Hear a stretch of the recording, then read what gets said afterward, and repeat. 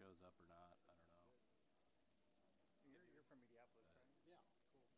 Yeah, Yeah, If I could ask everybody to check their phones, and if they're not on a quiet mode, if you'd please turn them to a quiet mode. Thank you.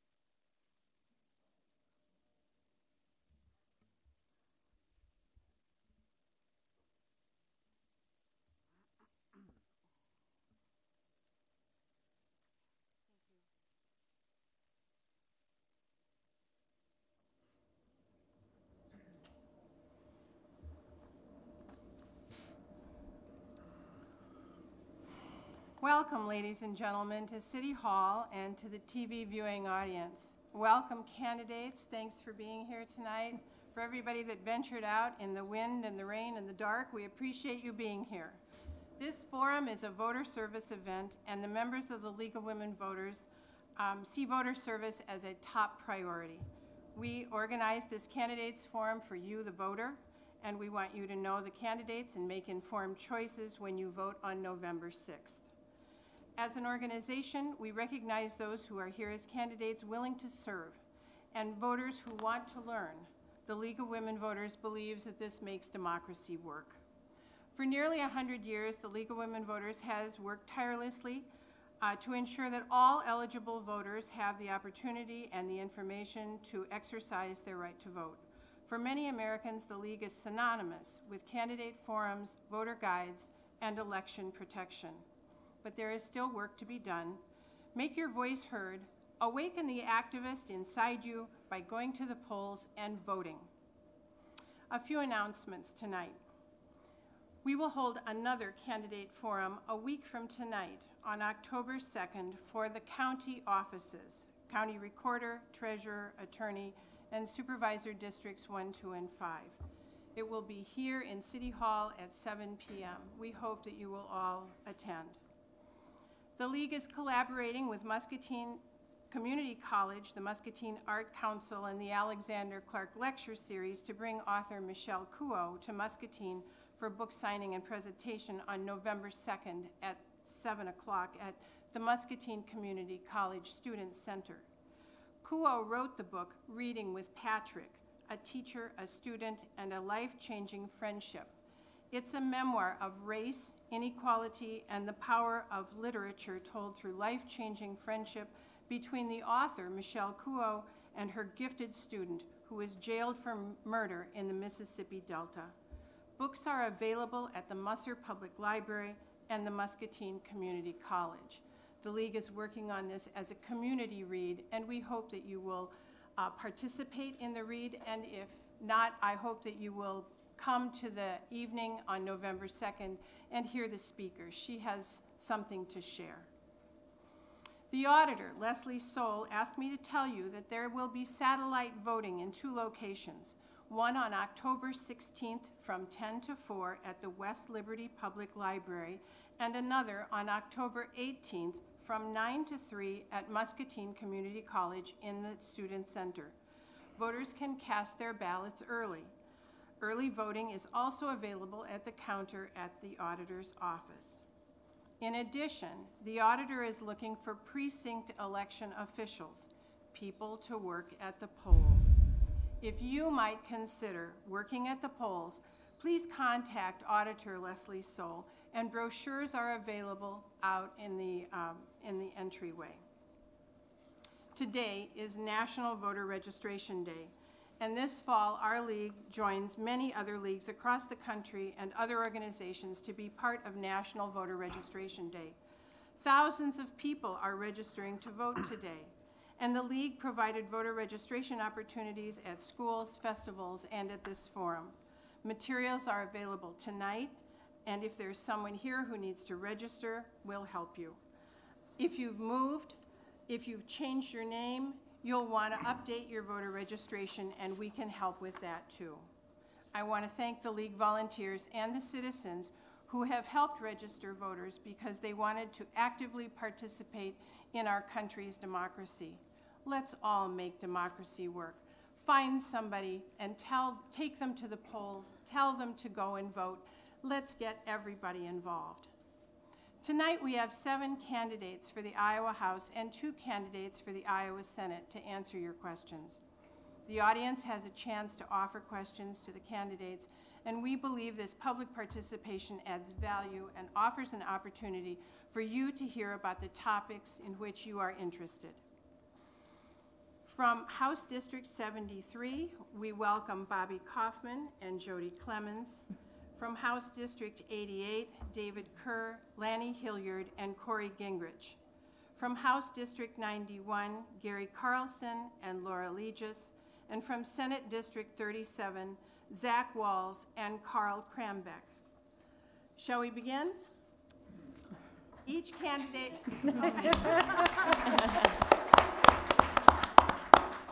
Each candidate will have 2 minutes to make an opening statement. Would you like to start? Thanks for being here. I have no problem starting first. I overcame my China's issue years ago. I want to thank the League for hosting this forum and the opportunity. How's that? Can you press? Oh, mine works. Like that? How about now? Try this. Okay. All right, third time's the charm. Thank you. Anyway, I want to thank the League for having us tonight and for the opportunity to address all of you. The biggest theme that I'm hitting on is that over the last 6 years, I've got a track record of accomplishment, and it's a track record of bipartisan accomplishment, not partisan accomplishment. You look at last year, and we were able to obtain the gateway to over $10 million in funding for our ambulance services and for our small-town EMS officials. You look at the oversight committee that I've been able to chair, and when you had 2 tragic deaths of 2 young girls in Des Moines, we jumped to the cause and made sure that legislation is put in place the next time that a monster wants to do harm to young children. So there are some barriers put in place. And you look, and I think the biggest thing I want to leave you with my opening comments is you hear a lot about how the last legislative session was very partisan, and that couldn't be more inaccurate. There were 225 bills that were signed into law by the governor in the last 2 years. 189 of those passed with over 90 votes. So this legislature has worked across the aisle with Democrats and Republicans to get good legislation passed, like combating opioid abuse, like mental health reform, and different bills of that nature. And I think that that track record of success is something that bodes Muscatine County well, and I appreciate the opportunity to be here tonight. Thank you. Jody Clemens? Hi, my name is Jody Clemens, and I live over in the West Branch area. I'm running for the Iowa House for District 73. I am a financial advisor. I'm also a small business owner. I have an antique store over in West Branch. And, my husband and I, we started off as teen parents, and we have learned to roll with the punches ever since. Our daughter will be 18 this year, and I think, I have a unique combination. I have a background in healthcare, administration. I have worked for 2 broken systems between finance and healthcare and have felt powerless to get anything accomplished on those. So, after the 2016 election, I found myself not even happy with what my own party was doing. I saw so many people being trying to squished into 2 boxes, and there are way too many of us to fit into red versus blue. And so I decided that I would be a part of the solution instead of just continuing to exacerbate the problem. And so I started an Indivisible Iowa group in my hometown, and just trying to give people a place to get involved, to learn more about civics, to bring everyone's voices back to the Capitol. And we took several groups to Des Moines over the last couple years. And, I've had so much fun getting to know the citizens in the District of 73. And just to remind everybody that numbers don't tell the whole story. People's stories do. And the stories that we are hearing, there are people hurting. So, I look forward to answering questions for you tonight, and please reach out if there are topics that don't get covered. I'm happy to meet with any of you individually as well. Thank you. Dave Kerr? Well, good evening to everyone. Thank the League of Women Voters for inviting me here tonight. And I'm the representative from District 88. And for 2 years, I've worked with other representatives, senators, and the governor and lieutenant governor. And in that time, we have made I guess we have not made, but we've been recognized as the best state in the nation, and that was from U.S. News and World Report. We're the best place for middle-class families, and third best managed state in the nation. And of course, we have an unemployment rate of 2.5%, which is the second lowest in the nation. And understanding now that the budget numbers are coming in higher for this past year than the Revenue Estimating Conference ever thought that could happen. So I'm excited about returning to Des Moines, and again, thank the League of Women Voters. Thank you. Corey Gingrich. Hi, oh, it's on. Hi, my name is Corey Gingrich. I'm also running to represent the 88th District. I'm really happy that the League of Women Voters invited me here this evening. A big part of me being in politics is wanting to follow in the footsteps of politically active women. Angela Davis, Elizabeth Gurley Flynn is a major reason why I still believe, or that I'm pursuing a career in politics. Unlike everybody else on the dais here, I do not belong to a political party. I am here because I saw an overwhelming need for the people to be represented in the echelons of government. I watch the news like everybody else, and I hear all these different accomplishments being ticked off for the State House, but I don't see it ease the pain of my neighbors. As of earlier this year, Loiza County, right in the middle of the 88th District, ranks 98th in terms of access to health care. We also rank in the top 25% in the state of Iowa for teen pregnancy, for low birth weight, and for negative outcomes, especially for women's health care. So I want to thank everybody for having me here, and I look forward to answering more of your questions. Thank you. Lanny Hilliard. And I'll start by thanking the League of Women Voters and give a little background, I guess, on myself. Maybe to start with, I live in Mediapolis. My wife Dana is here with me tonight. We have 2 grown children. We have 3 grandchildren, and actually one on the way in November. And I grew up on a farm in rural Des Moines County. Actually started in a one-room schoolhouse, and then went eventually to Mediapolis and graduated from Mediapolis High School. Went to 1 year at a community college, and then on to Iowa State, where I received a degree in ag education, and then started as an ag teacher. 4 of those years were in West Liberty, which is in this county, in Muscatine County. And then I worked for 37 and a half years for Purina, the feed company, and then just retired this last December. And then my wife and I also own a farm that my brother's custom farm. So that's a little background on me. And I decided then, after I retired, that I would run for this position, mainly because I guess some of the things that I had been seeing happening in the state I wasn't happy with. Now I do have the time and the energy to run for office, and so I just decided this was the right time that I'd try to improve the lives for the people in District 88. Just listing a couple of things that that I'm concerned about. I don't really feel we're supporting education at the level we need to, and that's really K-12, the community colleges, and the universities. Education's always been a strength for Iowa. It's really why a lot of people want to live here. And I just am worried that we're not funding it adequately, and if we don't, there'll be negative impacts in the future if we don't fund it adequately. And then one other issue I'd mention quickly is that we do have privatizing Medicare, resulting in poor service and a higher cost. And I know the state just recently announced 7.5% increase in the funds to them, and this would be compared to 1% allowable growth for the K-12 schools. So I'm ready to answer other questions. So thank you. Thank you. Gary Carlson. Thank you very much. And again, I also appreciate the league doing this. I've had a chance to participate for a number of years in this. So I'm the state representative for District 91, which includes principally the city of Muscatine, Fruitland, Stockton, and a number of very important rural townships as well. I'm an Iowa native. I graduated from Wapello High School, as did Dave Kerr, so that's a popular haircut when you graduate from Wapello. And Lanny went to Mediapolis, and I guess they have better hair growth there. But my wife and I have 5 grown and married children, and we're blessed with 9 grandchildren. Many of you know me. I've been an active volunteer in this community for many years, working on on many projects, such as creating the soccer complex and working with others in the riverfront development and Family Y, and most recently, the Musser Public Library and H&I Community Center.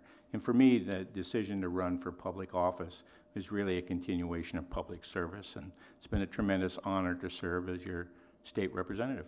Thanks. Thank you. Laura Legis. Thank you. Thank you all of you who are attending tonight and watching from home, and also the League of Women Voters for hosting this event. Yes, I'm Laura Legis, and I'm running for Iowa State House District 91. As Gary mentioned the area, so we'll cut to the chase of who I am. I'm running because I really believe in District 91. This is my hometown. I was born, raised in Muscatine.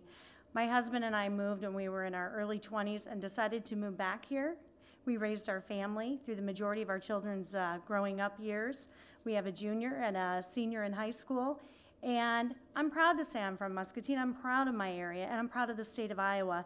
And I want to continue working for the city of Muscatine residents and the surrounding areas, such as Stockton and Fruitland area.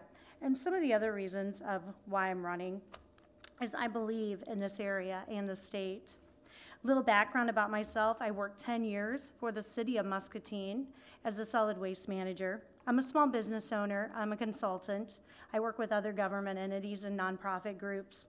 I also carry a master's in public administration, so I understand about government. I'm a part-time teacher from Eastern Iowa Community College in government. And I want to run and be your representative because I believe we can do better for our school systems, our residents, our healthcare systems, and our economic development. I know that there's much work to do, and I'm ready to be your representative at the Iowa State House to make a lasting impact in our district and the state of Iowa. Thank you. Thank you. Zach Walls.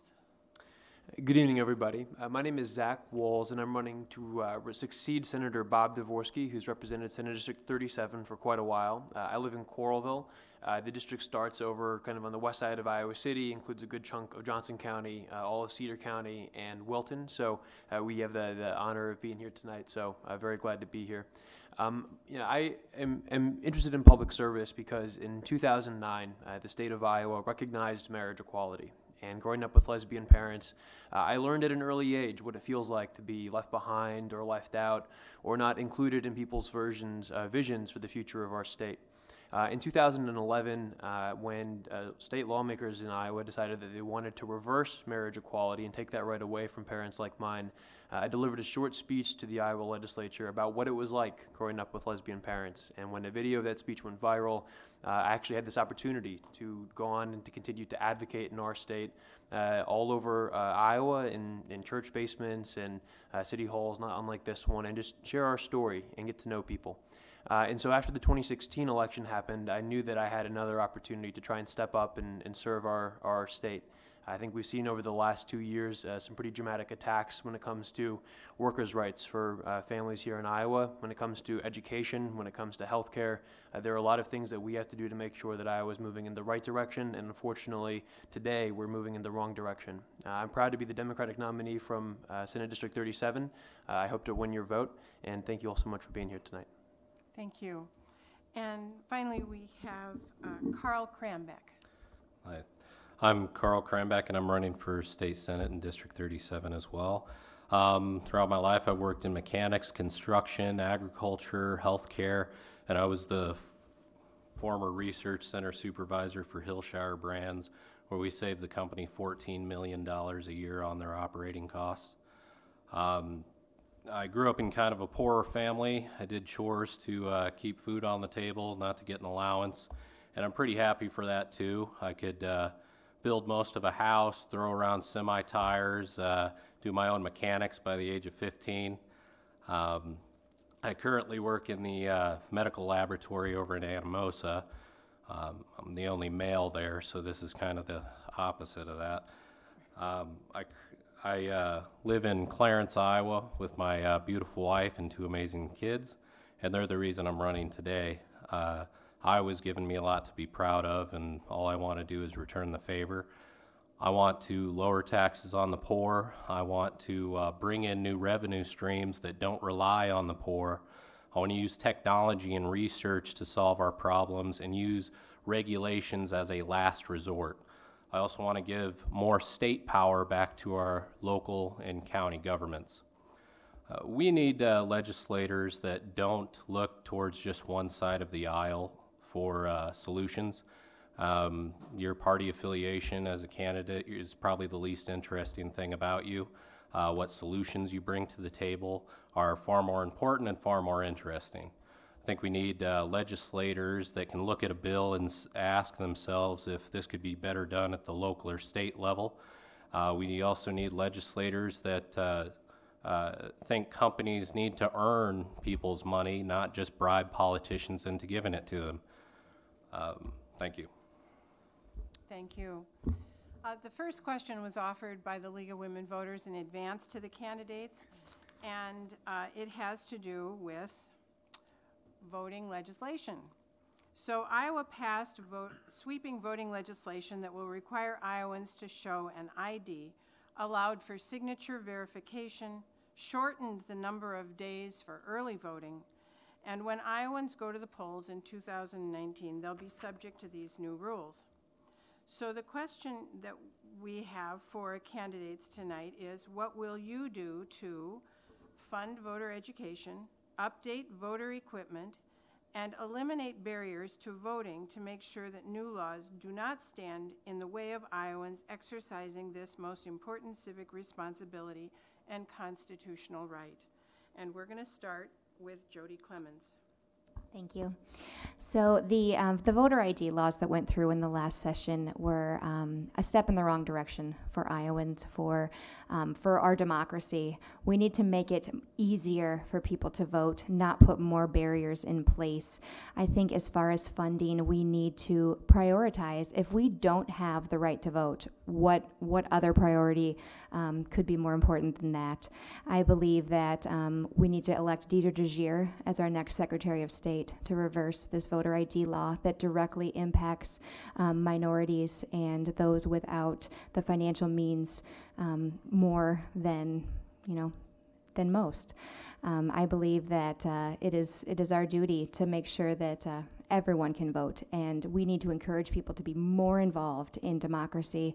And I think that basically we need to completely strip that legislation and start by offering every 18-year-old should automatically be registered to vote.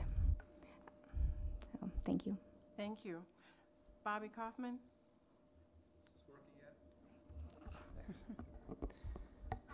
Not going to speak into it. There we go. I voted for the voter ID law, and I stand by it 100%.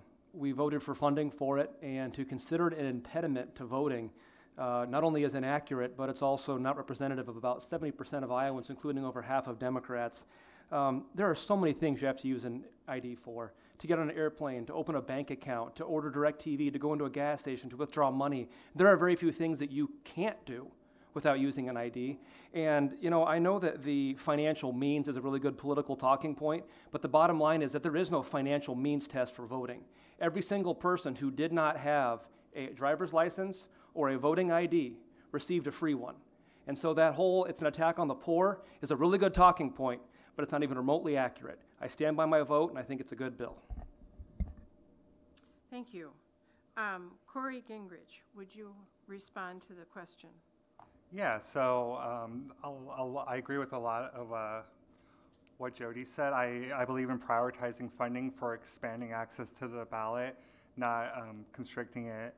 I can't look at this newest legislation without seeing it being a very cynical attempt to disenfranchise the voters who may have trouble traveling, who may have trouble even accessing the ballot. Because, I mean, from the farm I grew up on, it's a 45-minute drive to our ballot, our nearest polling place. So I can't imagine how this can just blanket not be a hindrance on some gaining access to this ID. I agree that we should definitely be modernizing our voting equipment. It seems like every time we make a new advancement in the technology, it sets us back with the ability for it to be hacked or the ability for it to be tampered with. So I think we know the answer to this. The answer is paper ballots. We know that we should be giving more access to vote, not taking it away. So I think we really need to explore how we can be expanding access and not restricting it. Thanks. Thank you. Lanny Hilliard. Well, the three questions or parts of the questions that you originally asked, I think the funding for education, I think, would need to go through the Secretary of State's office, and I think we need to make sure it's adequately funded where they can inform people what the new regulations are. I think that normally comes from infrastructure money, and I think we need to make sure that people are educated in what the rights are and what any changes that are in that. They already mentioned equipment. We need to make sure that we have proper equipment at all the voting stations. And then I think on how do we encourage voting? I think we are about 70% voting in Iowa, which is fairly high compared to other states, but I'd like to see that increased. It is the basics of our democracy, and I'd like to see some states have done some different things. They've done auto registering people unless you decide not to be. And they've also actually mailed ballots to people automatically. So I think there are some things we need to look at. We want to make sure that citizens of your district of Iowa are the ones voting, but yet I think we need to encourage voting every way we can. Thank you. Dave Kerr. Well, the people of Iowa, they need confidence in their election system, and I think this adds to it. And as far as popularity, it's very popular. Like Representative Kaufman said, 70% of Iowans approve of this bill and are favor for it. But next year, after we get through this cycle, I expect Secretary of State Paul Pate to come back to the legislature and find out what did right and what went wrong in this rollout. Prepare us for 2 more years down the line. Also, he should bring in a list of finances that he needs to improve the voting machines, voting, everything about voting that needs to be funded before that time. I expect him to bring that to the legislature, and we should appropriate the money through his department and get everything right before that. I've talked to many people that are minorities, and they don't always feel that they're being singled out on this and not being recognized as not being able to vote. So I'm not sure where that comes from, tell you the truth. Okay. Thank you very much. We'll move next to Laura Legis. Thank you. I believe we need to start with, for our voter education piece of this question, I believe we need to start at the Iowa Secretary of State's office. It is the responsibility of this office to ensure that we have people do get registered to vote. Funding and education campaigns need to be established that are user-friendly to our county auditors and provide good training for our workers to encourage people to get registered to vote. And also, it is responsibility of not only registering to vote, but of notification of elections throughout the state of Iowa. Updating the voting equipment, just like any equipment used for any operation, it gets outdated and worn out. I believe a capital improvement plan with a rotating equipment with the newest ways for voters to vote should be established in the state of Iowa and work through the legislation. As far as barriers with voting, the state of Iowa created a law in 2017 that requires a photo ID for voting or a PIN number. Some numbers were not received in the mail, which caused some barriers for people. This is an attempt to stop thousands of Iowans from being able to vote. I believe that we should overturn this bill and make it easier for Iowans to vote. We need to make sure that everyone who can vote does vote, and we need to stop creating barriers for those to not get to vote. Thank you. Thank you. And Zach Walls. Oh, I'm sorry, Gary Carlson. Okay. My bad. No, Sorry. that's all right. That's it. So the Secretary of State's office is responsible for voter education and overseeing the integrity of elections. And the Secretary presented his budget as to what he was going to need for voter education, and the legislature funded that. There have been television, radio, social media, digital advertising, seminars across the state to try to educate people about this. So I believe that the Secretary of State's budget was adequate from his perspective to be able to do voter education, and clearly much has taken place. Regarding voting equipment, it's important to remember that voting equipment is a responsibility of county government. In talking to the Secretary of State's office, the county auditors across the state feel confident in the equipment that they have. And it's also very important to remember that it's a mechanical piece of equipment. It's not hooked up to the internet. So some of the security issues that oftentimes are raised about the integrity of vote are not in place in Iowa because it is a paper ballot that is used and counted with a mechanical piece of equipment. What equipment can be enhanced is the equipment for e-polling. In January of 2017, 72 counties had e-polling equipment. Today, that's up to 92 counties that have that. But the legislature did pass a revolving loan fund to make it easier for counties to acquire that, which makes it easier and smoother at the polls by having that type of technology versus the multi-page paper copies that people have used for years. And then the concern about disenfranchising voters is a legitimate concern. So what has taken place? Well, there have been things such as the legislature passed a bill for safe at home. So those individuals who may have been subject to sexual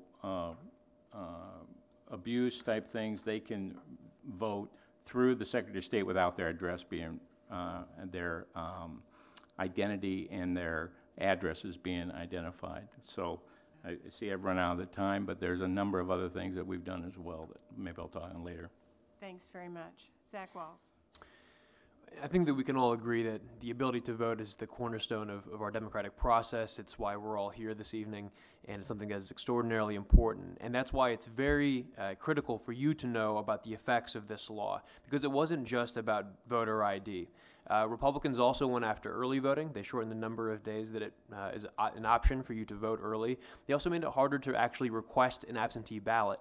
I spent a lot of my summer and a lot of this beginning into fall here going around talking with voters, trying to help them actually be able to request an absentee ballot.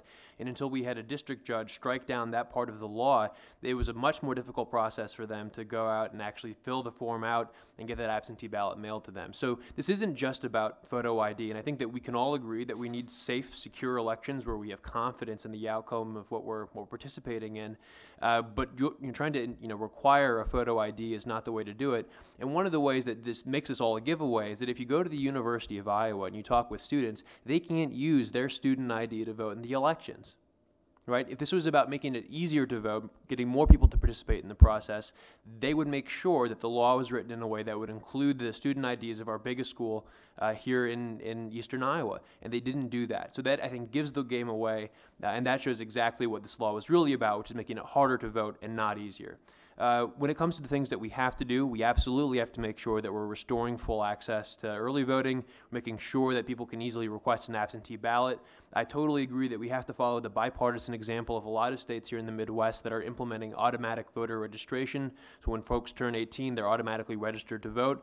That makes sure that campaigns like ours are reaching out to them, engaging them in our process, and getting them on the path to the ballot box. Then I think that we also have to make sure that we are fully utilizing federal funds available from the Help Americans Vote Act. I was glad to see Secretary Pate do that recently. He should have done it 2 years ago. Thank you. Carl? So I was kind of the biggest skeptic of this bill too. I think I went from agreeing with Jody to agreeing with Bobby, and then kind of towards the middle. I do think that we can make our voting better in Iowa. I do believe in automatic voter registration. Whenever you have a interaction with the government, they've already got all the information that they need to register you to vote. So really, just whenever you get your car stickers, you can register to vote that way. Just making it easier in that sense. Pre-registration, so that's when kids are getting their driver's permit, they're pre-registered for a certain date, so then they have their registration all taken care of. It gets more people into the process. And then, you know, I'm a libertarian candidate. We've got an independent candidate over here. I do think ranked choice voting is a good idea. They're doing that over in Maine. So instead of just voting for one person, you rank them. So your first choice, you fill in this circle. Your second choice, you fill in this next circle. And then if no one gets up above 50%, they just cancel out the lowest percentage, and instead of your vote being wasted, it goes to your second choice. So it's a much easier way to do elections with multiple parties. And also, we saw a lot of people vote early for one of our Democratic gubernatorial candidates that dropped out last minute. So their votes really are a wasted vote. Their vote goes nowhere. With ranked choice voting, it would go to their second option. Thank you very much. The next question that we have, I'm going to be starting with Lanny Hilliard and people that are in District 88. There were at least 5 people that wrote in, and the topic here has to do with mental health. And they're all a little different, but I'm going to try to combine them so that we address as much as we can to what people are interested in. It's my understanding that there was major legislation that was passed by the legislature, maybe 2012, was called Redesign of the State's Mental Health and Disability Services System. There is a mental health workforce shortage that needs to be addressed. There was also the closure of 2 mental health institutions, and one person in particular wants to know if they might be put back into use. There is a lack of regional services that provide support to families and individuals at risk of needing higher cost institutional care. And so some of the questions are, you know, would you be in favor of putting back the mental health institutions? Do you support, or would you reverse privatization? And there is, how are you going to fix it, maybe is the best way to put it. When the funding for regional mental health and disability services might allow counties to levy up to $47.28 per capita, as envisioned in the 2014 redesign, would you support allowing counties to raise those levies up to $47.28? So what are your ideas on fixing where we're at with mental health and redesign? And I know that's a lot. We're going to give you 90 seconds. Okay. yeah, that's quite a challenge. Yeah. We're going to quite a start. challenge. We're going to start with Lanny. Okay. Well, I'll try to do a little bit with 90 seconds. So, you know, and I think maybe just adding a little bit of that is that. Well, I'll start with a positive. You know, in 2018, there was a legislature passed that dealt with it. You know, so I think it's recognized. There's some things being done. There were some one-time funds went to it, and I'm not sure that's adequately to solve it. But there was something done with it at the end of the session. That's good. But the recent study shows that we're still last in 50 states with having the fewest beds per capita. And so it's a big problem that we have to work on. And should we open those back up? I don't know. There's supposedly 600,000 people that have some form of that. So I think it's putting adequate funds to it. It's having the right facilities. It's having the right training. There's a lot of pieces to that, but we really have to work hard on it because it's a major issue and we're not doing it in Iowa. Thank you. Next, we'd like to hear from Corey Gingrich. So I agree. There is a very big problem in addressing the mental health needs of our neighbors.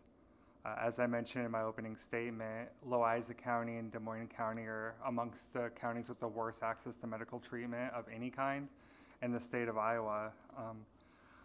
My way of fixing it I would really like to push an idea of a Medicaid for All program for everybody in the state of Iowa, a public option. I feel like if we have a public option for our health care in this state, we will be able to offer more competitive wages and stop making it about a profit motive when it comes to treating the health care of ourselves and our neighbors. It will become an issue of how to better the lives of those around us. And I want to say that I myself deal with depression. I have my entire life. This is a very real issue, and if elected, I would do everything I can to, as I said, stop talking about healthcare as a profit motive and start talking about healthcare for the sake of ourselves and our neighbors. Thank you. Dave Kerr, your thoughts? Last year, that was a bipartisan bill, the mental health bill. And, it had mental health experts, law enforcement, and mental health professionals in on that to help craft that bill and get it started.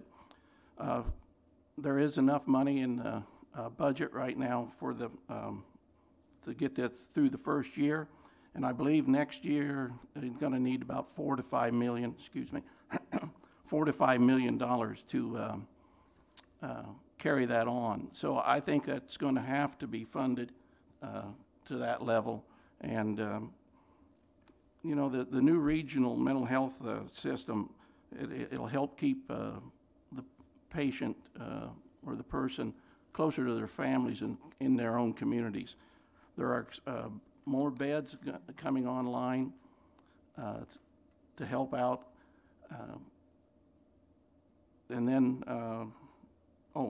funding, the levy. Yes, that's a very interesting option. I think that we're probably going to have to explore raising the levy. Thank you. We'd like to hear from Gary Carlson next.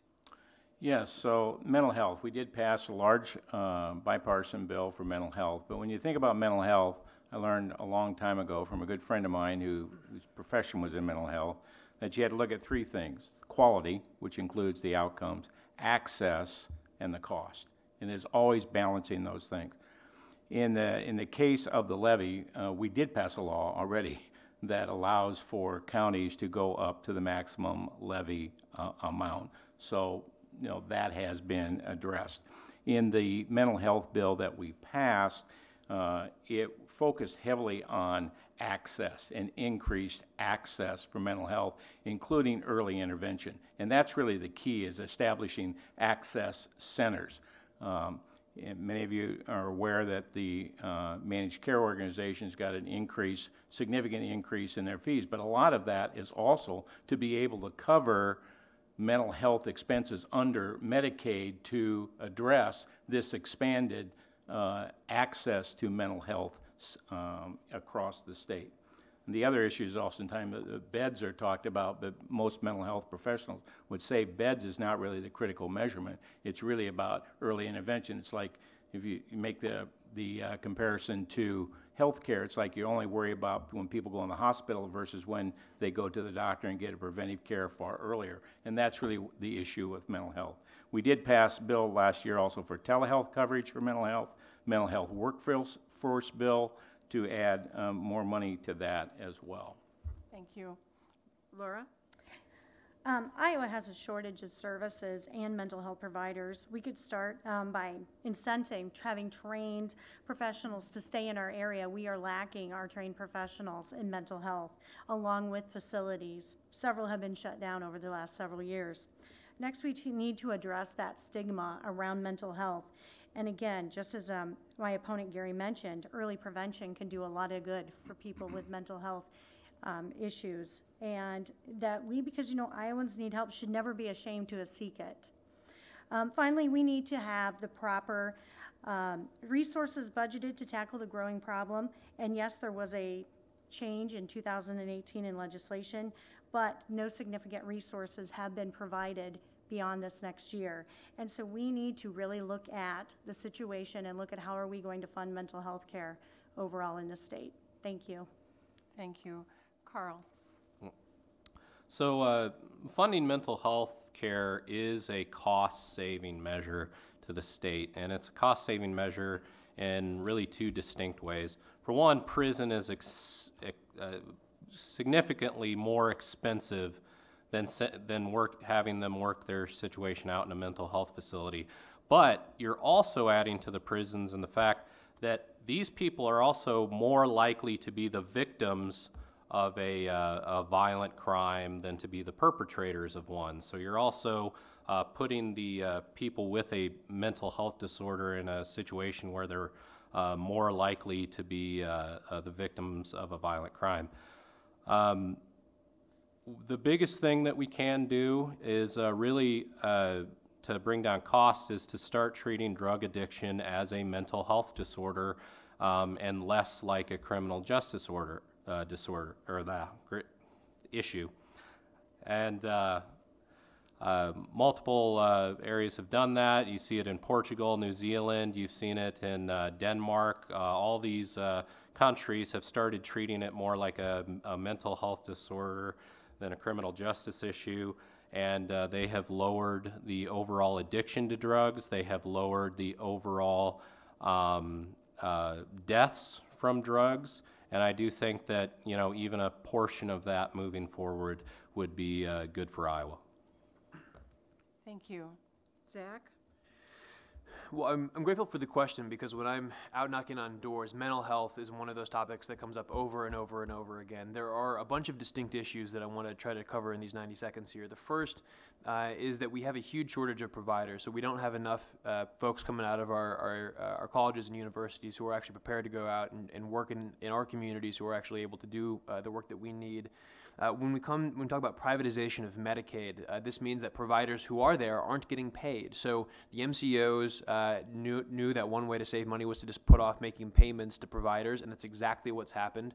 So a lot of folks aren't getting paid. Some of them are having to fire, lay off staff, starting to go out of business. So we absolutely have to reverse Medicaid privatization. Another big problem is the lack of public beds. And just to this point about early intervention, one of the reasons why we need more public beds is because currently providers are having to make a choice. If you come into an emergency room, they can only admit you by kicking one other person out of that bed. So you have to stop treating one person in order to start treating a new person. So that is a huge problem, and it's a huge issue that Iowa is currently 50th in the country when it comes to the number of public beds, right? So in terms of what do we do? Okay, first we have to build new access centers so people can actually get the treatment that they need. That's underway. We need to do more of that. We need to make sure that we're moving towards a single mental health administrator at the statewide level so that we know where the buck stops.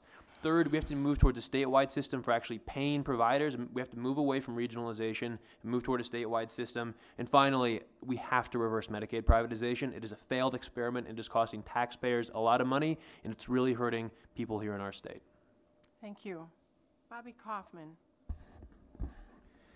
I will also try to get through as many of these questions as possible. It's an excellent array of questions. I'll just go through bullet point here. Would I support the levy? Yes, I have. The counties have that access to raise that right now. I completely concur that using our hospitals and our jails as mental health facilities is an abject failure. It's a cause that is cyclical, that puts people back in the system, revolving in and out without actually ever having any treatment.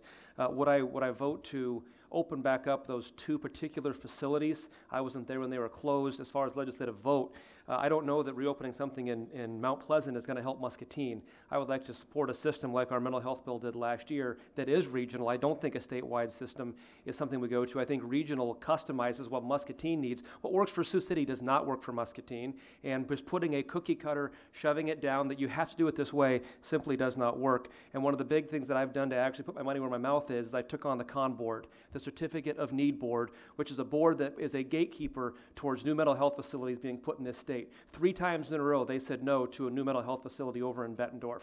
I put a bill forth that said, I will eliminate your board. You will cease to exist if you do not allow these new mental health facilities, which want to come here, which want to provide beds, if you do not allow those to happen. Thankfully, they did go ahead and approve that Bettendorf facility. It is open. I'd like to see more. I'd like to see a Muscatine facility, an Iowa City facility, and all of these local, regional facilities that can custom tailor mental health needs for what each individual community needs, not a cookie cutter statewide what works for Sioux City, works for Muscatine system. Thank you. Now that we got those first question jitters out of the way, this question actually gives me a lot of hope because at least we can all agree that it needs fixed, that it is a problem that we all need to work on together. I believe that we need to create a children's mental health network. We need to get mental health providers in the school systems for early intervention, for early diagnosis, to get them on the right path as soon as we can, because for so many adolescents, they are facing a path of treatment for their mental health or ending up in jail. I believe that jails and ERs are not the place where we need to be treating the mentally ill. I believe that we need to expand the access to mental health, and I think that we need to expand the medical cannabis laws to offer alternatives for some of the heavier drugs that they are prescribing for patients, especially for patients with PTSD, et cetera. I have spoken with the executive director of the mental health in Cedar County, and I asked her, what can we do as a legislative, what do you need? And she said we need to get those levies raised, and we need to eliminate the drawdown law where you can only hold so much in your funds, and then so right now Cedar County is not going to collect the mental health tax levy for this next year, and then they're going to be having to raise property taxes to pay for the complex needs bill that just got passed, thanks to Scott and Leslie Carpenter for their advocacy out of the Coralville area. I think there is so much that we need to work on with mental health and get to the root of the problems. Why are people falling into such despair? Why are our rates rising so high? What is making the male suicide rate higher than ever? I think that there's a lot more going into this than just the mental health access. Thank you. The next question comes from at least 4 different people in the audience, and the topic is education in Iowa. One of the people says that $500 million was shifted from public education to private education, and would you be in favor of restoring that? Another wants to know or feels as if there's been consistent underfunding of public education and speaks to a $193 million school voucher program. Another states that 1% increase in new monies to schools isn't enough. And the last one asks about, again, funding public schools, and they oppose taking taxpayer funds and giving them to homeschool and private schools, and they're wondering where you sit on that particular issue. So I see a theme here that, first of all, separates private education and or vouchers, which would go to private schools, and public education, and then the 1% is mostly about how much do we fund and how do we fund our public education system. And so I'd like to start with Laura Legis on this one, and we'd like your thoughts on public education and how much, if any, you think should go to private education in the state of Iowa, and vouchers and homeschoolers. Okay, thank you. Thank you, Sue. First of all, I believe public dollars belong to public education. I went through a public education system in the Muscatine School District. I believe that the money that's put into the public dollars should stay in public education, period. I don't believe that school vouchers should be utilized through that process. With that, I also firmly believe that 1% of an overall state budget is not enough money to fund public education, and I feel our teachers, our school districts, all of the workers in our schools have been handed the leftovers through the state of Iowa over the past several years. Thank you. Thank you. Next, we'd like to go to Gary Carlson. Yes, so the issue that was raised about vouchers for private schools, that there was legislation introduced, but there was not legislation that was voted on to do that. So any legislator can introduce a bill, doesn't necessarily mean it becomes law. So that did not happen.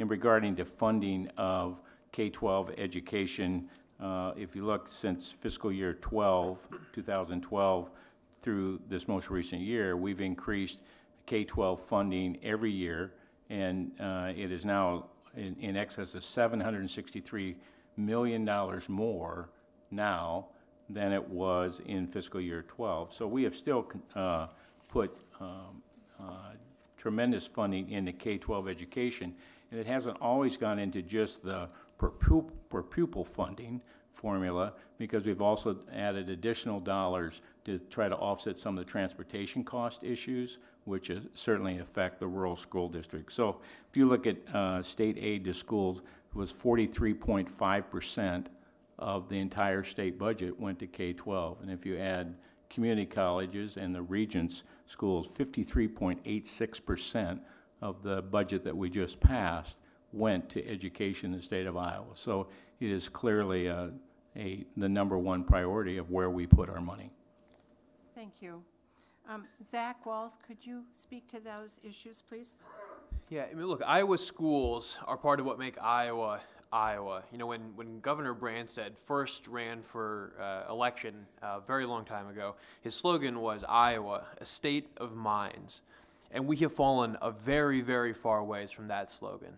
Unfortunately, you know, we've seen a systematic attack on our public schools and our higher education. So it's not just K-12, it's our state Board of Regents schools as well. I strongly oppose vouchers and privatization. And the analogy I always like to use is that school vouchers are an awful lot like having a park down the road and then asking taxpayers to pay for you to go to the country club, right? Public dollars belong to public schools. It's absolutely the case that allowable growth is below inflation. Anyone who's ever run a large organization will tell you that's not sustainable over the long term, and it's a big part of why Iowa schools are currently moving down in the national rankings instead of staying at the top. The reality is that we also have to extend the save penny. When I talk to folks who are in our rural areas, this is something that's a big priority for them, making sure that we can bond far into the future, and that's something that has to be done in the next legislative session. And again, when it comes to our higher education, you know, one of the statistics that I think always gets people's attention is that when baby boomers were going up and getting their four-year degree from a state school, the cost of that degree was equivalent to 300 minimum wage hours worth of work. Today, that same degree for my generation is the cost of 4,500 minimum wage hours worth of work. So the cost of higher education is out of control, and we have to be doing everything that we can to lower tuition, not letting it go up like it currently is. Thank you. Carl. So education is a fantastic thing to spend money on, but you have to have that money. So ways to bring in new revenue, I'll just get that out right away. Legalized sports betting, I think, is a thing we need to look at. Bobby brought up ending certificates of need. I would do it just in general. Iowa could have 55 more healthcare facilities, including 38 new rural hospitals at about 11% lower healthcare costs, according to research done by the Kaiser Family Institute. So that would bring in new revenue as well. Granting more casino licenses, I don't see why Cedar Rapids needs to get rejected on a casino license every time. And then also bringing in Generation 4 nuclear technology is kind of a big thing. One of the biggest costs to a lot of our industries is electricity, especially when making things like corn syrup, aluminum. Steel industry also has that quite a bit. And that's a way to generate revenue for the things that all taxpayers find important. I'm extremely picky when it comes to any sort of voucher system. There's more ways to do one wrong than to do one right. If it was something that just pertained to the poor, I might be open to it, but people that can afford alternative education, I think that they should fit that bill. Thank you. Jody Clemens. First, I'd like to thank my opponent for helping us make sure that vouchers did not come through the State House in this last session. I do appreciate your work on that behalf. I believe that we both recognize that our rural schools would be especially hit hard if vouchers become a reality in Iowa. I know just in our school district in West Branch, if we lose a couple students a year to the local Catholic school, we could lose a teacher. We are already fighting for enrollment numbers, and that would just make it so much worse. And I vehemently oppose any type of voucher system that would include homeschooling, because incentivizing parents that may not have the capacity to homeschool by basically paying them to keep their kids home is not going to be good for any of the Iowans involved. I think that 1% is not enough to sustain our schools, and I also think the schools need to know what the state aid is set ahead of time so they can better do their planning. And I think that we need to make sure that we are valuing our teachers. I know this last couple years they have felt especially hit hard with the stripping of their collective bargaining rights. We need to make sure the teachers can have higher paying salaries. We're expecting bachelor's degrees out of them to be able to teach our K through 12 education. And with the cost rising of tuition and student loans out of control, they can't make ends meet. As a financial advisor, I have so many teachers that I am trying to help navigate all of these changes, and it's devastating for our small towns especially. Thank you. Bobby. I am a vocal and proud supporter of our K through 12 public schools. I have 7 immediate family members in the K through 12 teaching system, so it's something I hear about at every holiday, at birthdays, and not being a supporter of K through 12 education would get me a quick ticket away from Christmas. The vouchers bill, you know, and I appreciate Jody thanking me for that. She and I are on the same page. The vouchers bill was a terrible bill that was going nowhere, but I want to make it clear it was a terrible bill that was going nowhere. A lot of times groups, and I'm not referring to anybody up here, but groups will invent boogeyman to slay to rile up their members. The vouchers bill got no traction. No subcommittee, no committee, no vote, yet it was continuously brought up as we got to stop this thing. It had no traction, and yes, people like me did help to stop that, but again, it was a boogeyman that was chased. And finally, while I do believe that 1% is not enough, you look at the Cedar Rapids Gazette, which is no leader in conservative news, and the state of Iowa, this is fact, not debatable, not interpretive, the state of Iowa, as a percentage of our budget, has the 3rd highest percentage of our budget dedicated to education in the United States of America. That's not a talking point. It's not disputable. We have the 3rd highest commitment in the United States of America to K through 12 publication. And I think just like Gary Carl said, that shows our dedication as a legislature to making sure that 53% of our budget goes towards education. Thank you. Dave Kerr. Well, as the Representative Kaufman said, the voucher program or the bill did not go anywhere. I personally see some merit and I favor vouchers. And it's just for basically this reason. After sitting and talking to parents and they pour their hearts out, there are three areas that I think we need to look at to help students, and it'll be for the rest of their lives if we help them. One is the dropout rate. In District 88, the dropout rate is about 2%. Not very much. But you take that statewide, if it was 2%, and I believe it's more, that's quite a few kids that are dropping out that might need some help to re-enter school at a different school or a different education institute. Then there's another group that children with like autism or Asperger's or certain challenges in their life. Parents want their kids to be educated, and not every school has a great program for these children. I hear Muscatine has a great program. That's what I've been told. But anyhow, those children need some assistance to help get in life and get out and be able to carry a job or do something that would in life that would build their esteem up. And finally, I've talked to parents and children that have been bullied, and they don't want to go back to their same school that they were in, but their parents can't afford to send them anywhere else, whether it be public or private schools. And I find it rather mean-spirited not to be able to give these children some help along the line. They need a hand up. And a little hand up, that wouldn't necessarily mean the whole $6,731 per pupil that's tagged for them, but it means helping them. So I believe that we need to do something in this state, and I don't see a voucher program going forward. Rural Iowa needs their schools. I support their schools, but I think we need to find a way here in the state of Iowa to help three categories that I think they're the most vulnerable of us in the school systems today. Thank you. Thank you very much. We're going to move next to Corey Gingrich. So I also agree that we need to restore the funding to our education system and look for ways to expand it. I definitely have sympathy for the three groups of disadvantaged people that Representative Kerr mentioned, but I see that as a failure of the current system, not as a reason to immediately take these funds and shift them elsewhere. I'm really glad to hear that the voucher system did not make it through the legislature.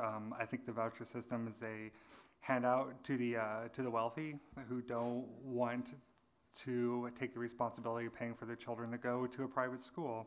I also believe that we need to address cost for our university, our state region schools.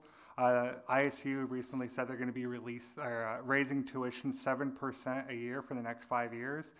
Compound that interest, it comes out to about 45% in a tuition increase. And as Mr. Walsh said, that's a lot of money.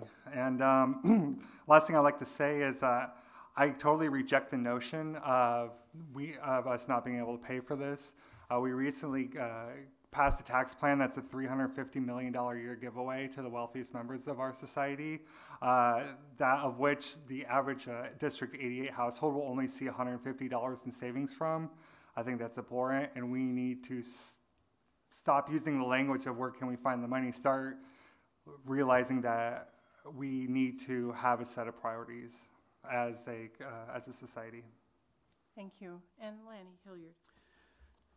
The one question talked about monies being transferred over to private schools, and according to the Legislative Services Agency, there were $53 million in 2018 that were used for that purpose. You know, it's a variety of different ways, but those were used. So that would answer that one question. I really don't have a problem with people sending their kids to private schools or homeschooling as long as it's monitored, but I think the public money should support the public education. And I've been on the community college board this is my 20th year, and so I see some of the effects of that, and of course being a former teacher. And I just think that education is not being the priority it needs to be. You know, the 1%'s not enough. New investment in public schools has been the lowest in Iowa history for 8 of the last 9 years, and it's not kept up with inflation. And also another fact is that in 16-17, Iowa ranked 32nd in the country and below the national average on teacher salaries. You know, so we're not able to put it where we need to be able to put it. You know, it really isn't as big a problem with building buildings as it is just the operations part. It's paying for those things, for the teacher salaries and the things that we need to keep the K-12s running, and of course a lot of other issues with community colleges and with universities. But sometimes it also is talk about income, but it comes down to tax credits. You know, so you look at one thing: is it education or is it Apple? You know, are we really looking at putting our money the right place? Thank you. The next question has to do with energy. We have several people who are interested in energy in the audience. One wants to know what you would do to promote legislation that encourages energy efficiency. Another speaks specifically to a piece of legislation, Senate File 2311, that put an arbitrary cap on utility energy efficiency, and the impact of the bill cut electric efficiency up to 67% and gas efficiency up to 83%. So then it says the bill strikes sections of Iowa code that would have required cooperative and municipal utilities like Muscatine Power and Water to access energy efficiency potential, establish energy efficiency goals, and offer a wide range of cost-effective efficiency programs to meet the goal. Municipal utility customers have limited, if not no access to energy efficiency rebates, technical assistance, assessments, and programs that help customers control and reduce energy bills. This will also increase long-term energy costs and decrease efficiency jobs in the communities served by co-ops and munis. What is the effect of this bill and how, on low-income residents in Muscatine and the future for more clean energy jobs? Is it a good bill? And if not, how can it be fixed?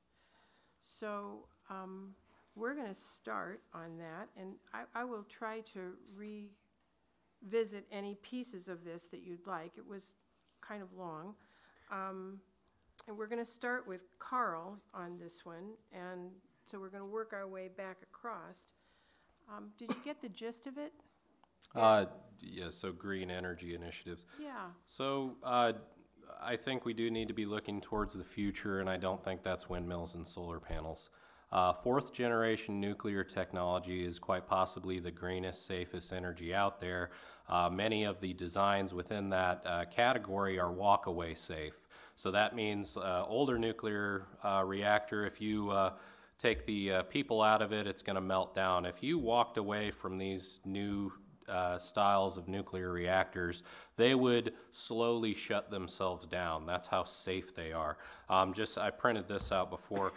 It takes 250,000 acres of onshore wind farms, 130,000 acres of solar farms to equal 430 of a nuclear plant, and these are even smaller than those previous designs. You get more radiation from having granite countertops than you do from living right next to one of these.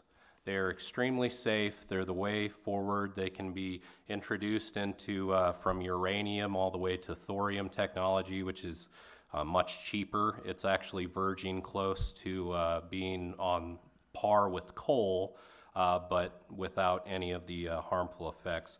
So they're building these in Canada. China and India are really moving towards these. And you know, I might be a little biased. My uncle was a nuclear physicist, so we had a bunch of talks on the phone, but that's my idea. Thanks very much. And Zach? You spend time with Carl, he really loves nuclear energy. It's something I'm still learning a little bit about. I'm more of a solar panel and wind turbine guy, but I will say that energy efficiency is really important, and last year we saw some changes to Iowa's energy efficiency laws that unfortunately moved us in the wrong direction. This might be a recurring theme that you're detecting here. Unfortunately, we've been a leader on energy efficiency, and SF 2311 moved us in the wrong direction. I actually have a good friend of mine from college at the University of Iowa who works for an energy efficiency company. They're going through a huge round of layoffs right now, specifically because of this bill, so it's costing people good jobs.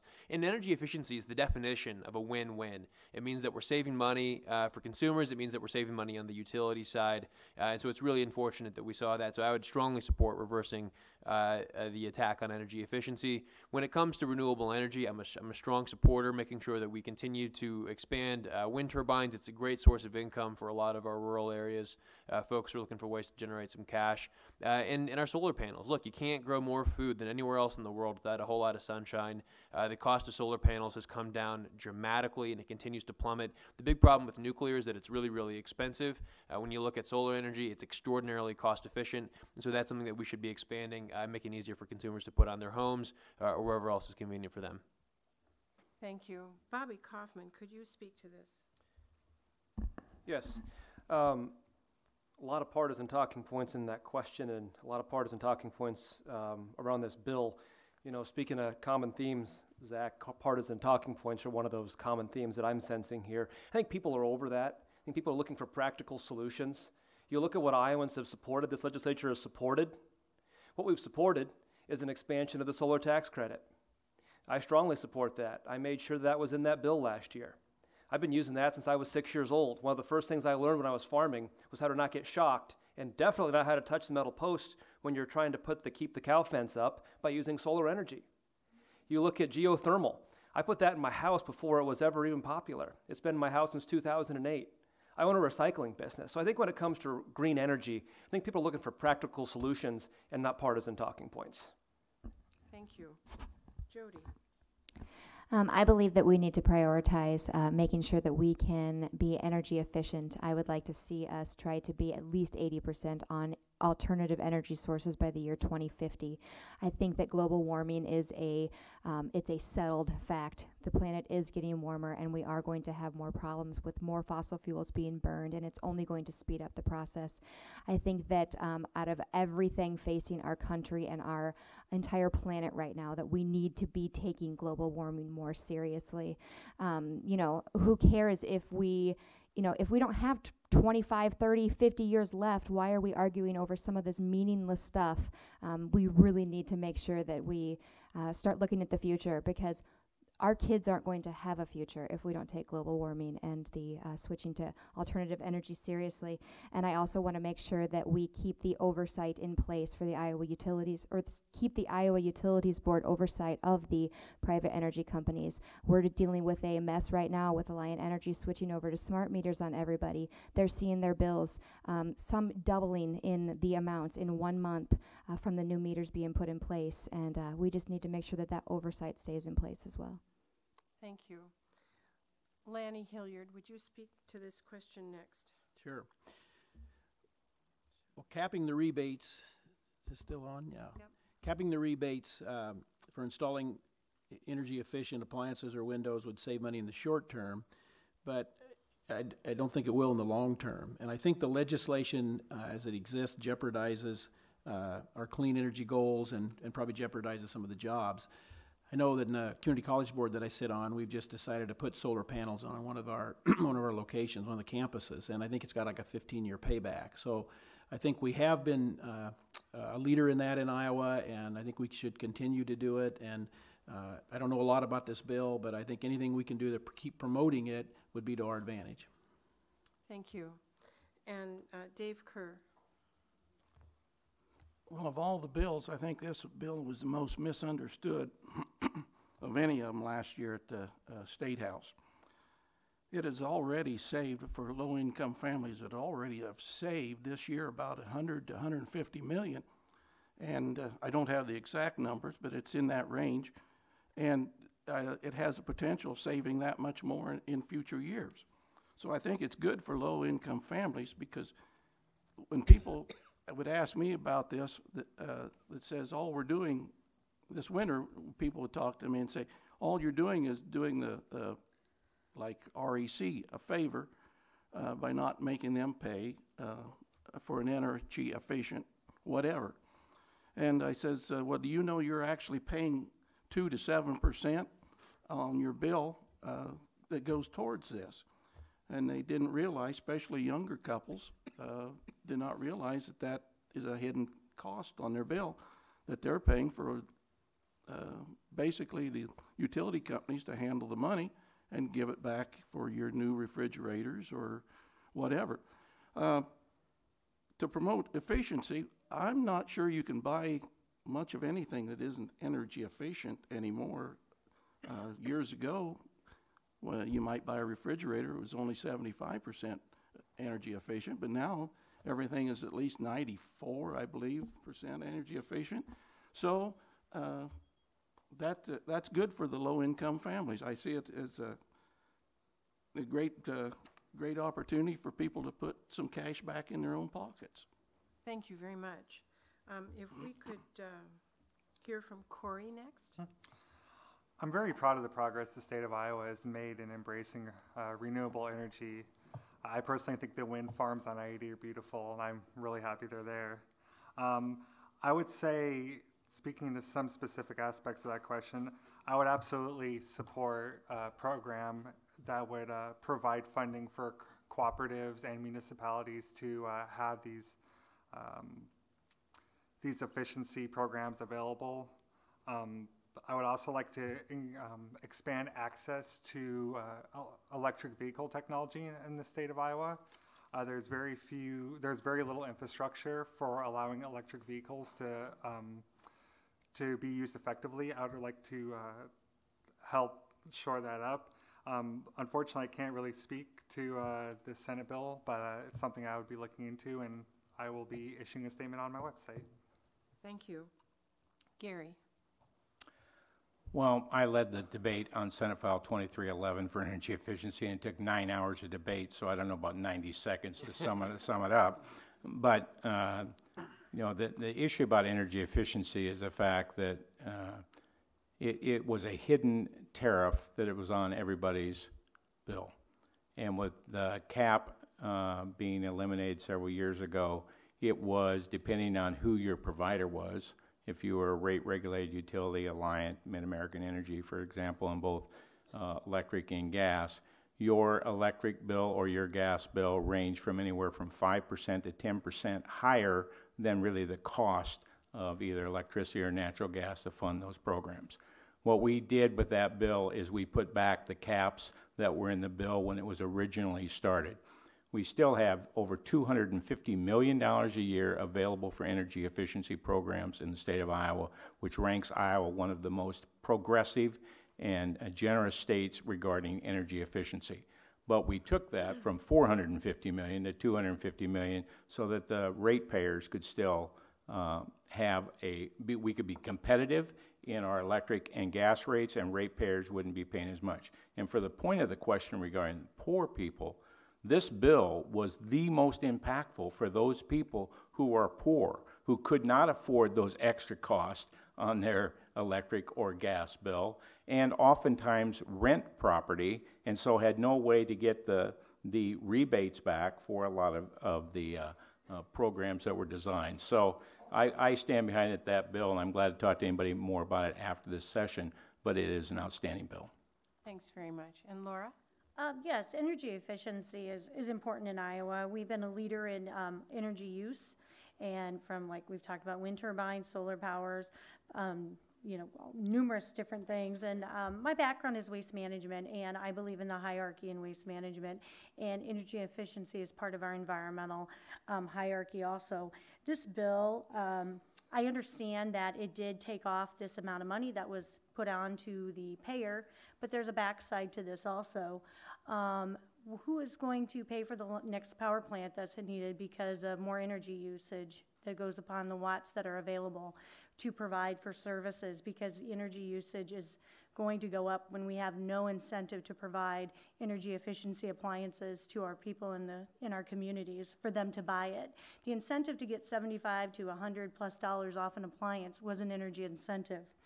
One thing that definitely I am concerned about, 20,000 jobs were estimated to be lost in energy efficiency in Iowa. That is a concern.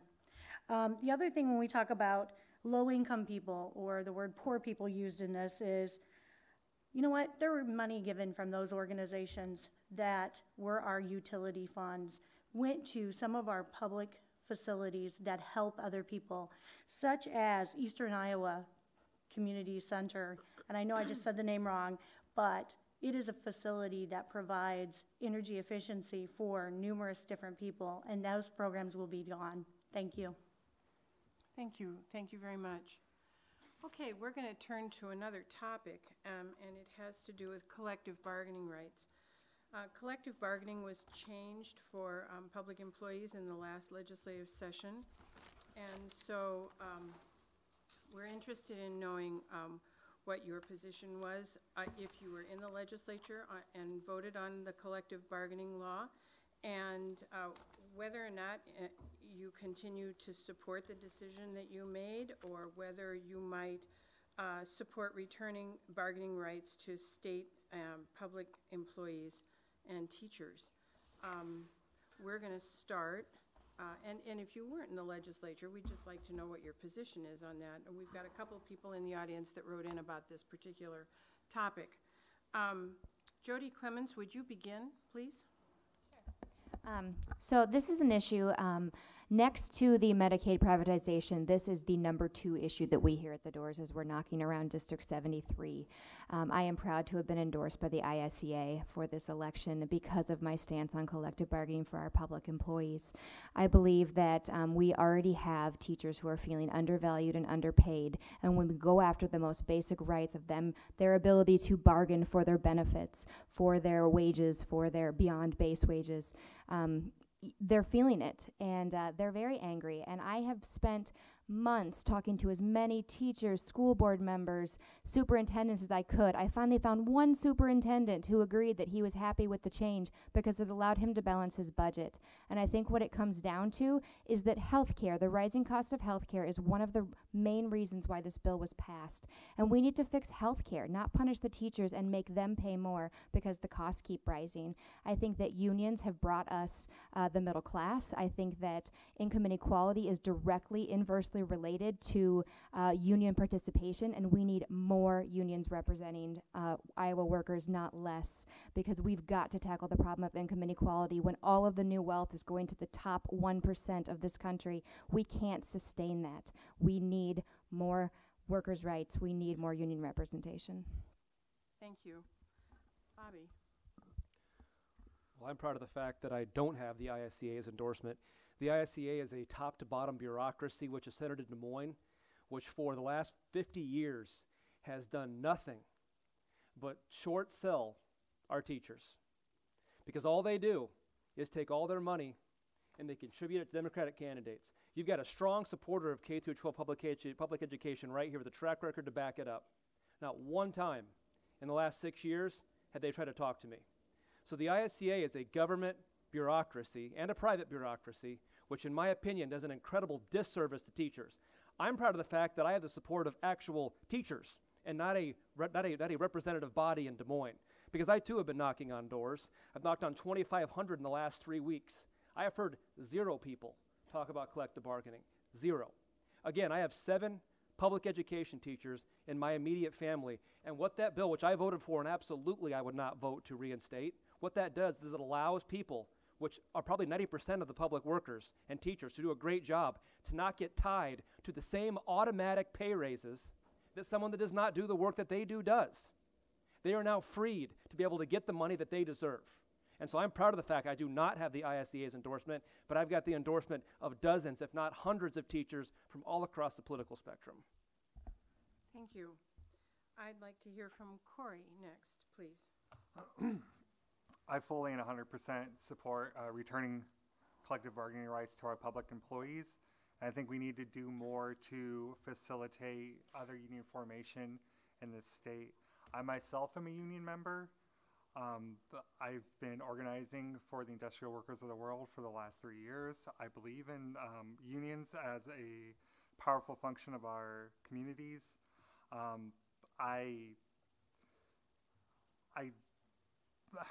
also have state employees in my family. I'm not sure where this notion that they can get the raises they deserve comes from, because I have a 20-year veteran of the state capitol in Iowa, and he's been getting less than 1% raise for the last few years, and that's if he gets a raise at all. So I support collective bargaining both publicly and privately. Thank you. And if we could hear from Dave next, please. Yes, I voted for the collective bargaining bill. I've had lots of supervisors from the different counties, city officials, and school board members, superintendents tell me privately they don't want to come out in public, lots of them, or very few of them, and say thank you for voting for that. It's a much needed change. It gives us control over our budgets. And I voted for it to help bring some property tax relief back to the individuals, because I heard from many farmers and businessmen that say they can't afford the taxes. And when you look on my tax bill here recently, my school district took 54% of the taxes that I paid. Community colleges were on there. So they give all these businesses or these cities and counties and schools a chance to get a hold of their budget and work for the taxpayers of the state of Iowa. Thank you. And Lanny Hilliard? Well, if I remember right, in reading that the Chapter 20 legislation was back when Governor Ray was our governor, and it was negotiated as sort of a bipartisan compromise and sort of a balance between the employer and the employee. And to me, it appeared that it was working fine. And I mentioned I've been on a community college board for 20 years, and we'd worked with that and got along fine with it, and I know a lot of the K-12s had too. Here again, it had rights on both sides, and I think it was something that should not have been changed. I would be in favor of restoring it, and I think it actually did a good job of balancing rights for both sides. Thank you. If we could go next to Laura Legis. Thank you. I'm in favor of Chapter 20, bargaining rights that are restored. I worked in government, as I mentioned, actually 20 years. I had 10 years somewhere else before I came to Muscatine. And I had the opportunity to work with employees that were part of a bargaining unit and a part that were not. And it gave me the ability as a manager to know where I stood, and they gave them the ability to know where they stood. And I never had a problem throughout that time in management with unions. Unions are the backbone of this country. I believe they should be reinstated. Our teachers deserve their bargaining rights. And I am endorsed by ISEA, and I'm endorsed by many teachers in this room tonight, and I'm very proud of that. Thank you very much. Thank you. Gary? First of all, I did vote for the bill, and we did not eliminate collective bargaining. Collective bargaining is still available for public employees. What we changed were some of the items that were mandatory to be bargaining and some of those that were not allowed to be bargained. It's one of the misstatements that's been here tonight is the fact that about wages, and wages is one of the mandatory issues for bargaining. So we did not eliminate anything about wages, salaries from the collective bargaining unit. So I think the changes were aimed to put some more balance into public employment, and that's what it accomplished. Thank you. Zach, would you speak to it, please? Well, I would absolutely have voted against the bill to gut collective bargaining rights for state employees. How many state employees or retired state employees do we have in this room? Okay, that's what I thought. The reality is that almost, I think, 1 in 5 Iowa workers actually works for the state or in some capacity. So those were your bargaining rights that were under attack and that dramatically limited the scope of what you could actually negotiate on. And so that is something that absolutely has to be fully restored. And Laney's absolutely right. It was Governor Bob Ray, Republicans and Democrats working together in our General Assembly to pass a law, I believe it was in the late 70s, that actually was good for everybody who was at the table. If you look around the country, there are a lot of states where teachers are actually on strike because of how bad things are in those states.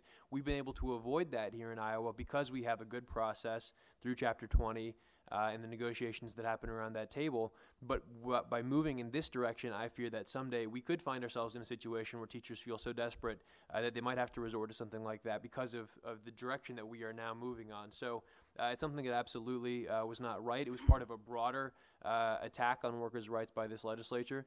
In Johnson County, we decided that we wanted to raise the minimum wage, and then Republicans in Des Moines told us, nope, can't raise the minimum wage. So there are a lot of areas when it comes to workers' rights that we got a lot of work to do in fixing things up, but I hope that we can find willing partners of all political parties who are willing to do that. Thank you. And Carl?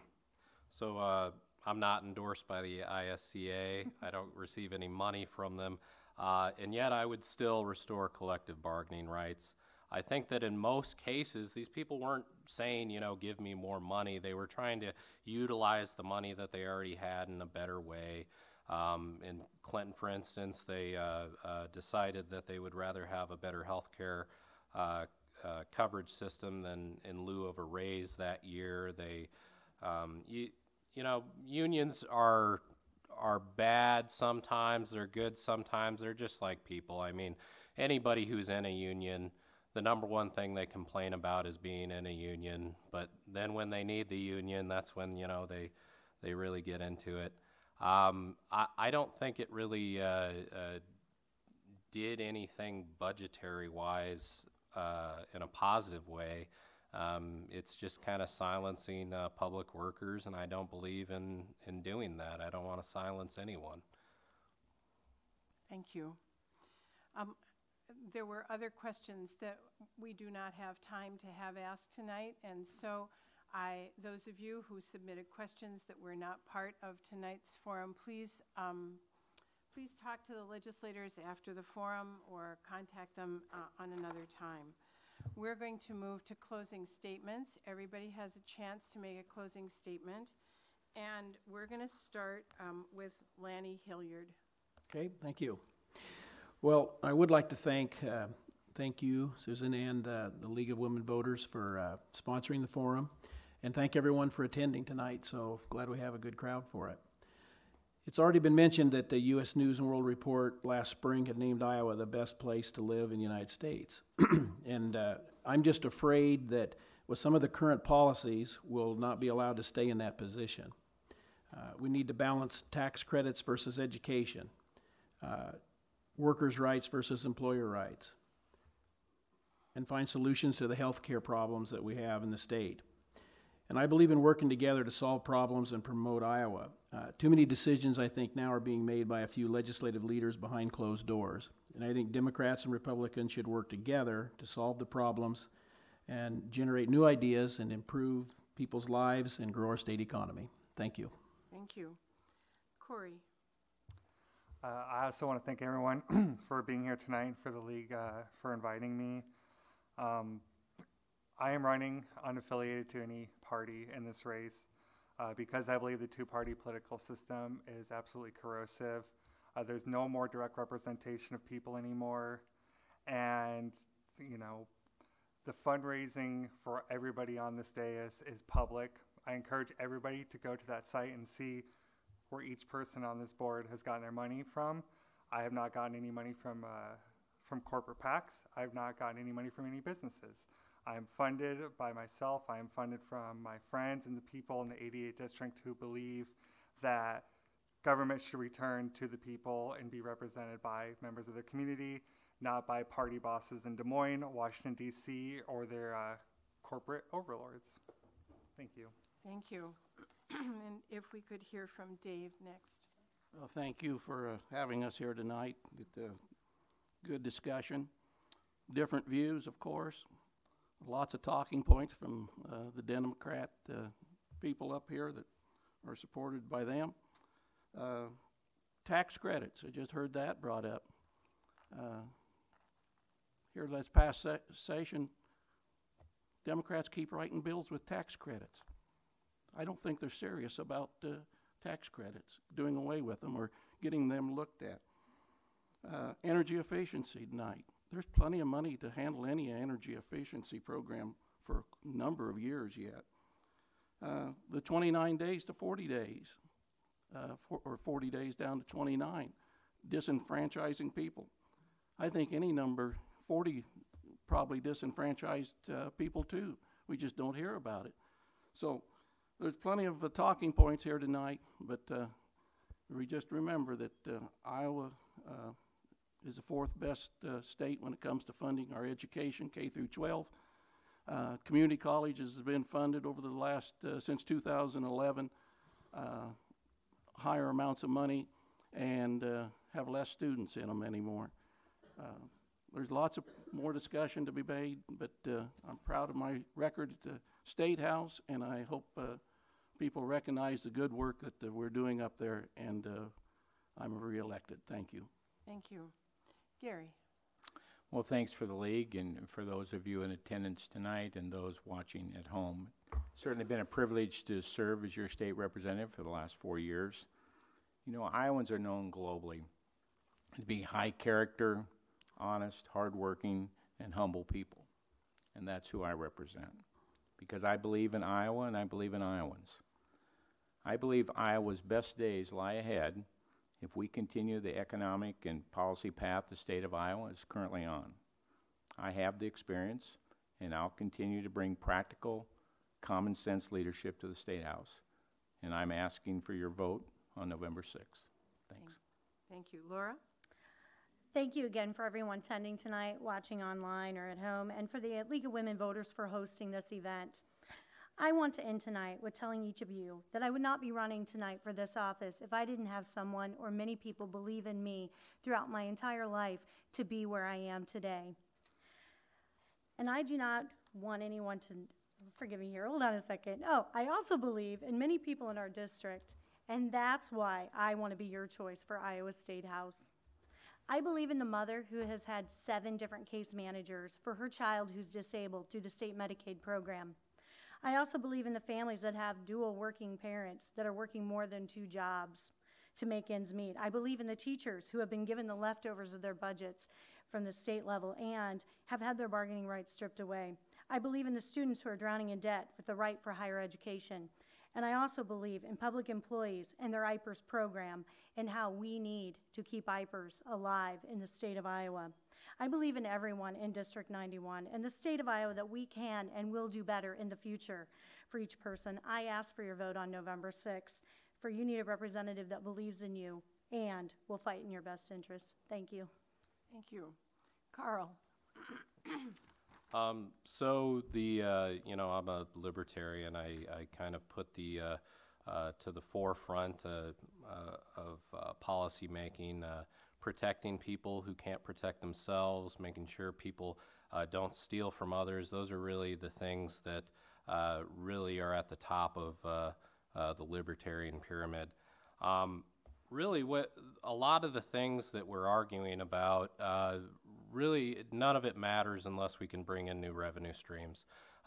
So that's why I'm for legalized sports betting. That's why I'm for legalized marijuana, ending certificates of need that put burdens on our hospital system, granting more casino licenses, building more Generation 4 nuclear technology. That's why I'm for occupational licensing reform, because all these things that we find important cost money, and that's what I want you to see in my campaign. Thank you. And Zach? Well, I want to start by thanking everybody who was willing to take the time out of their lives to be here tonight. Obviously, this election is an all-hands-on-deck moment that I believe is really going to determine the future of our state for generations to come. We have a very simple choice to make. Do we want to continue down the road that we are currently on, where we're pulling money out of our higher education system when we have the 50th number of beds in the country when it comes to our mental health, trying to further restrict a woman's right to have reproductive autonomy? Or do we want to get back to the progressive tradition that has defined Iowa for generations, the Iowa that we all grew up in, the Iowa where we all believe that we all do better when we all do better, right? That's the choice that we have to make this November. I hope that you'll vote for me, for Senate District 37, and for Democrats up and down the ticket, because we have a positive vision for the future of our state, where we have a healthcare system that we can count on, where we have a fully funded education system, because we know that you never get a second chance at a first start, and where we believe that every single person should have the right to make the decisions that affect them and their families. I'm Zach Walls, running for Senate District 37, and I hope to win your vote in November. Thank you. Thank you. And Jody? Thank you. One of my number one issues in this campaign is trying to get the corrupting influence of money out of politics. I believe that we should never have to question why our representatives are voting on certain bills when there isn't a group of Iowans asking for those things. In my race, I am only accepting donations from individuals. We've had over 800 so far donate to this campaign. We are building momentum in every area of District 73, and I am so proud to be representing the people, and I hope that they will select me as their leader in November. We are trying to change the way that politics are done, to bring civility and compassion back into this process, because we recognize that a red versus blue means that the people are losing every time. If you're trying to get bills passed to deal a loss to your opponent so that you can get reelected, it's the people that lose. We need to put the power back to the people and amplify their voices all the way up to Des Moines. I believe that we need to stop looking up to DC and Des Moines for our answers and start looking out for each other. Iowans can find the solutions to Iowans' problems. We don't need outside special interests telling us what to do. And Bobby, thank you. Thank you. There's been a lot of partisan talking points tonight. I'm sure going to miss Senator Dvorsky. I have the most independent record, voting-wise, in the state of Iowa. I think that's a record that I can stand on proudly. I have a long track record of 6 years of working with Republicans and Democrats. It's easy to spit out talking points. It's really easy to do that. It's a heck of a lot harder to govern and to come up with original solutions. And I'm glad that my opponent brought up civility and compassion, because I want to thank her for having run a very positive campaign. But I'd like her to send a message back to some of her bitterly partisan supporters. I'd like to address something really personal really quick. Because some of the top campaign surrogates in my opponent's campaign have took to the papers, the Wilton Advocate specifically, and they have had the gall to attack my family and attack my grandfather for having Alzheimer's, and attack my uncle for having triple bypass surgery, and claim that I'm somehow scared to go to debates. Well, I'm here right now. I'm sure as hell not scared. I'm fair game, but my message is leave my family the hell alone. Thank you. Well, the League of Women Voters wants to thank the candidates for being part of our living democracy. We appreciate the time that you've shared with us tonight. The voters of Muscatine County have choices. I want to thank the City of Muscatine for providing this space, for the Muscatine Community School District and Muscatine Power and Water Digital TV, Muscatine Community College for making TV viewing possible. Tonight's program will be rebroadcast on Civic TV Channel 2 or 702 for the next several weeks. You can also find this replayed on the City of Muscatine's YouTube channel. Just a couple of quick reminders. On October 2nd, which is next Tuesday, the League of Women Voters will hold another forum. These will be for the candidates for county offices. Same time, same place, next week. And then a month from them, on November 2nd, Michelle Kuo's book signing and presentation will be at MCC. And her book is called Reading with Patrick. The books, again, are available at Musser Public Library and the MCC Library. This concludes our forum, sponsored by the League of Women Voters of Muscatine County. To League members helping tonight, thank you. To the audience here in City Hall and those in the viewing audience, thank you for joining us.